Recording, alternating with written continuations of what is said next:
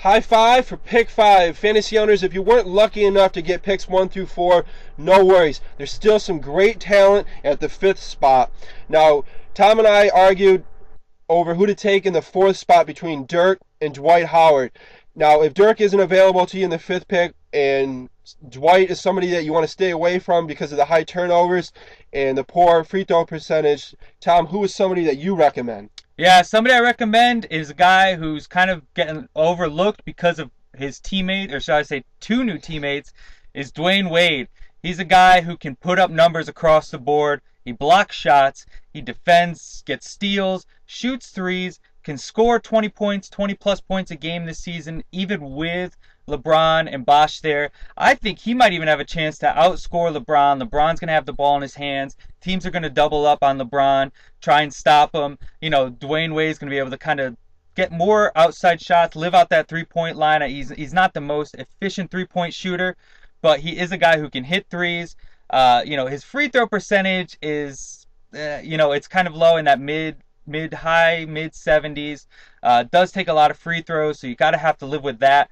But Dwayne Wade, it'll be nice to see him this year. Obviously, health concerns, but nice to see him having that load taken off his back and being able to kind of defer to LeBron James and get some open looks this year. Yeah, there's definitely some concerns, though, with Dwayne Wade. He's already got the hamstring issue. So I would be a little concerned drafting Dwayne Wade.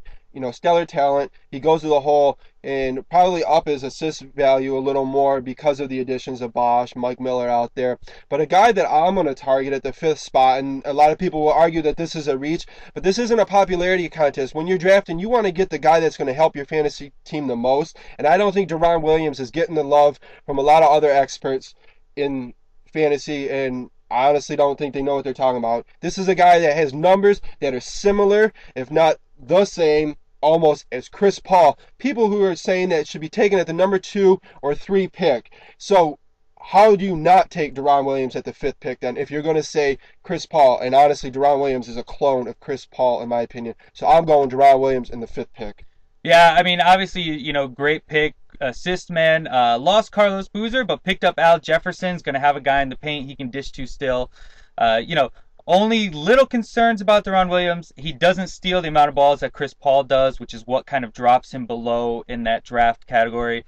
3 points. He's starting to make more 3-pointers this year, which is great. Our last season got up over that 1 3-point range. Starting to make those 3-pointers. Again, if you had to make that difference there, it would probably be the defense between Paul and Williams. But both guys can average 11 plus assists per game, and that's a premium there. You have to love it.